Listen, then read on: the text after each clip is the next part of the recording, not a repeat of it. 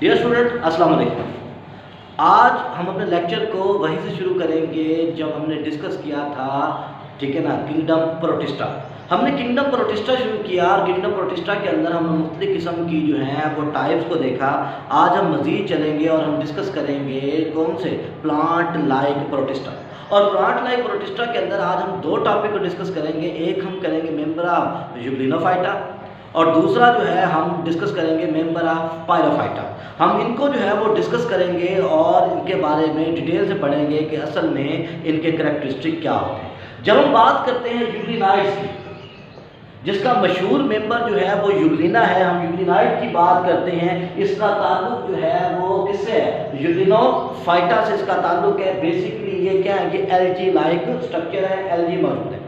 जब इनकी बॉडी को देखते हैं तो इनकी बॉडी क्या होती है, ये यूनिसेलुलर बॉडी होती है। यूनिसेलुलर बॉडी के साथ साथ जब हम इसे मजीद देखते हैं तो ये मोटाइल होते हैं, जैसा कि हमने बनाया है कि ये क्या है, ये यूग्लिना है जो कि इलांगेटेड मौजूद है। इसकी बॉडी को देखें तो ये क्या है, ये यूनिसेलुलर है और ये है भी क्या, एलजी है। इसका मतलब है कि ये यूकैरियोट है। इनमें दो फ्लैजेला मौजूद होते हैं, एक फ्लैजेला जो है स्मॉल साइज का और एक फ्लैजेला जो है लार्ज साइज का। इसका मतलब ये है कि ये क्या है, ये हेट्रोकांट है। इसका मतलब ये है कि दो flagella which are not in equal length are called as heterokont. एक बड़े साइज का फ्लैजेला है और एक छोटे साइज का फ्लैजेला मौजूद होता है। इस फ्लैजेला की वजह से ये क्या होते हैं, ये मोटाइल होते हैं, फ्री क्या होते हैं, ये लिविंग होते हैं। इसके अलावा ये सोलिटरी होते हैं।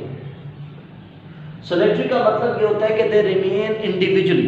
ये क्या होते हैं, इंडिविजुअली मूव करते हैं, इंडिविजुअल रहते हैं। ये कानूनी की शक्ल में या ग्रुप की शक्ल में मौजूद नहीं होते। तो हम कहते हैं कि इनमें क्या होते हैं, दो फ्लैजेला होते हैं, अनइक्वल साइज के होते हैं, एक बड़ा और एक छोटा। अब क्योंकि ये एल्गी है तो इसका मतलब ये है कि इनमें पिगमेंट्स तो मौजूद होंगे। जब इनमें पिगमेंट्स की बात करते हैं तो इनमें मशहूर pigment chlorophyll A, chlorophyll B मौजूद है, जिसकी वजह से क्या होता है, ये ग्रीन होते हैं, ग्रास ग्रीन टाइप के मौजूद होते हैं। फिर इसके अलावा इसमें क्या होता है, इसमें कैरोटीनॉइड्स वगैरह जो हैं ये मौजूद होते हैं, जो इसे थोड़ा बहुत जो है ना वो येलोशी या ऑरेंज किस्म की क्या देते हैं, अपीयरेंस जो है ना वो बाज़ दफ़ा दे देते हैं। लेकिन सब यूग्लिनाइड के अंदर या यूग्लिनोफाइटा के अंदर ऐसा नहीं होता।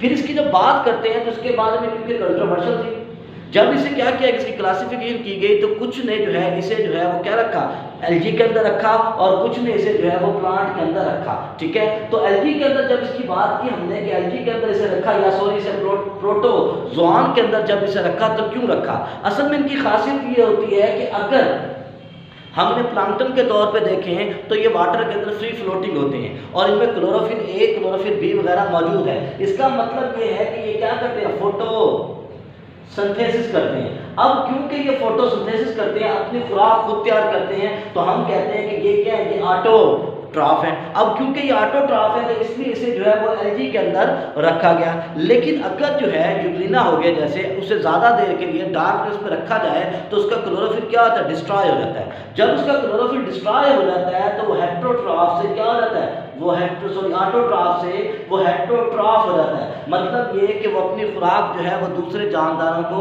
या डेड डिकेइंग ऑर्गेनिक मैटर को क्या करता है, इनगल्फ करके हासिल करता है। तो इस वजह से इसके बारे में क्या थी, कंट्रोवर्सी थी। जब इसे हमने क्या किया, इसे क्लासिफिकेशन की तो इसे जो है बाद दफा किस पर रखा, कुछ साइंटिस्ट ने इसे रखा, ठीक है ना, किसके साथ, एलजी के साथ, और कुछ ने रखा इसे प्रोटोजोआन के साथ। क्योंकि ये क्या करता है, डुअल कैरेक्टर शो करता है, ये ऑटोट्रॉफिक कैरेक्टर भी शो कर रहा है, लेकिन अगर इसे लंबे पीरियड के लिए डार्कनेस में रखा जाए तो इसका क्लोरोफिल क्या होता है, डिस्ट्रॉय हो जाता है। और क्योंकि इसका क्लोरोफिल क्या होता है, डिस्ट्रॉय हो जाता है, तो इसलिए क्या होता है, ये हेट्रोट्रॉफ कंडीशन में भी आ जाता है।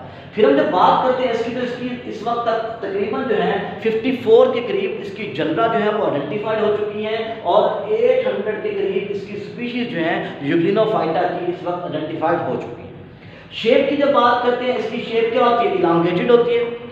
स्पिंडल शेप इसकी क्या होती है, ये बॉडी होती है, इलांगेटेड मौजूद होती है और इसका साइज होता है। यानी कि अगर मैं इसकी लेंथ में साइज देखूं तो इस लेंथ में इसका साइज 40 to 60 माइक्रोन इसका क्या होता है, वो साइज होता है। और जब मैं इसकी विड्थ की बात करूं, डायमीटर की बात करूं, तो डायमीटर जो इसका आता है वो आता है 14 to 20 माइक्रोन तक आता है। इसका मतलब ये है कि इनकी जो लेंथ है वो तकरीबन जो है वो 40 to 60 माइक्रोन है और इनकी जो विड्थ मौजूद है ये कितनी है, ये 14 to 20 माइक्रोन मौजूद होती है। तो हम इसे कहते हैं कि ये क्या है, ये यूग्लिनाइड है या जो है हम कहते हैं किसके मेंबर है, यूग्लिनोफाइटा के मेंबर हैं और ये यूग्लिना की डायग्राम।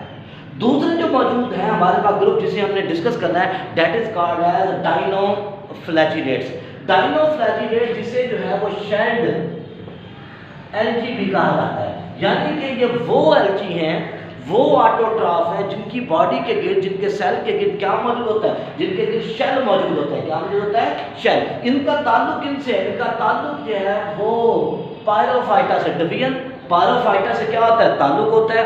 ये भी यूनिसेलुलर होते हैं और ये क्या होता है? यूनिसेलुलर की वजह से क्या होते हैं? मोटाइल होते हैं और ये बाइफ्लैजिलेट्स होते हैं, यानी कि इनमें क्या मौजूद होते हैं? इनमें दो फ्लैजेला जो हैं वो मौजूद होते हैं। इस बाइफ्लैजिलेट्स कंडीशन की वजह से क्या करते हैं? ये आसानी से फ्री फ्लोटिंग होते हैं, मूव करते हैं और ये बनाते हैं क्या चीज़? प्लांक्टन बनाते हैं।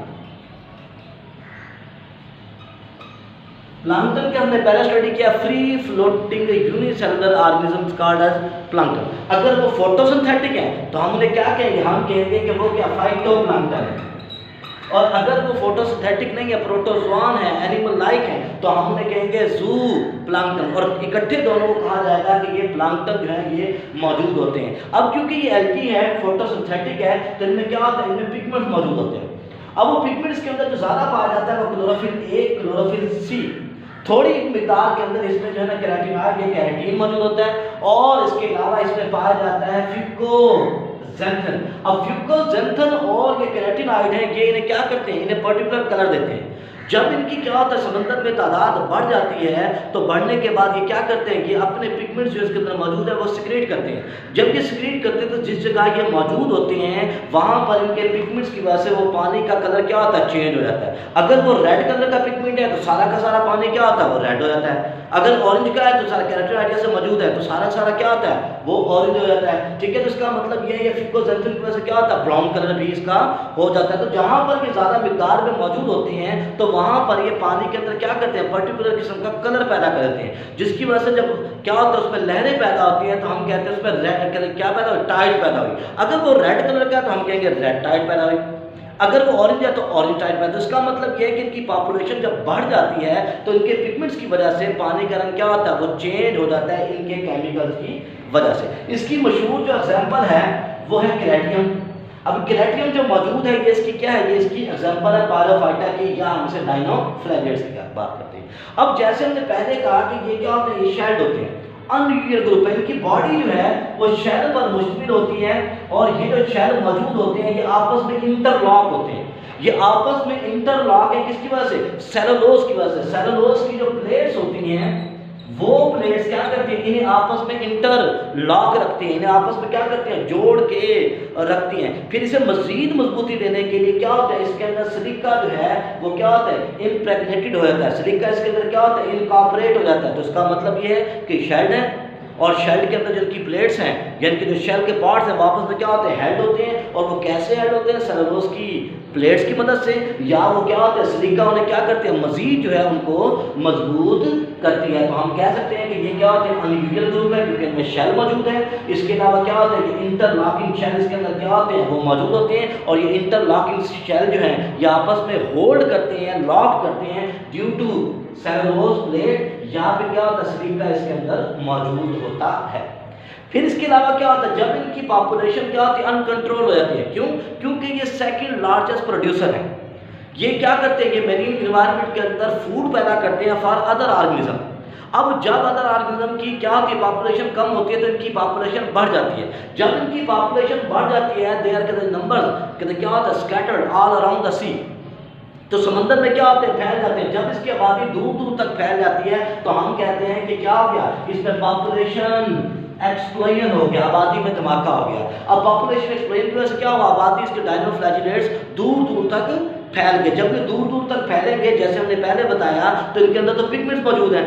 वो पिगमेंट्स फिर क्या करेंगे? वाटर के कलर को चेंज कर देंगे। जब वो वाटर के कलर को चेंज करेंगे तो टाइड्स पैदा होंगी। वो रेड हो सकती हैं, वो येलो हो सकती हैं, वो जो है ऑरेंज हो सकती है। इस तरह की टाइड जो है ये पैदा होती हैं। तो इसका मतलब ये है कि रेड, येलो या ऑरेंज टाइड या ब्राउन टाइड जो है वो कौन पैदा करती है? वो डायनोफ्लैजिलेट्स है। सेकंड बड़े प्रोड्यूसर है, जैसे हमने कहा मैरीन एनवायरनमेंट के अंदर, मैरीन एनवायरनमेंट के अंदर सेकंड ये प्रोड्यूसर है, यानी कि पहले प्रोड्यूसर कौन है? डायटोम्स। दूसरे नंबर पे कौन से आते हैं? वो डायनोफ्लैजिलेट्स फ्लैजिलेट्स आते हैं। अगर ये जो इनका केमिकल ज़्यादा है खारिज हो जाए, और ये क्या होता है बाज़ दफ़ा जो है ये मछलियाँ वगैरह जो है क्या होता है उनकी बॉडी के अंदर क्या होता है ये जो है शामिल हो जाता है। जब इन्फेक्टेड मछलियों को खाया जाए तो बाज़ दफ़ा ऐसा होता है कि मछलियों को खाने से मसल पॉइजनिंग भी हो जाती है।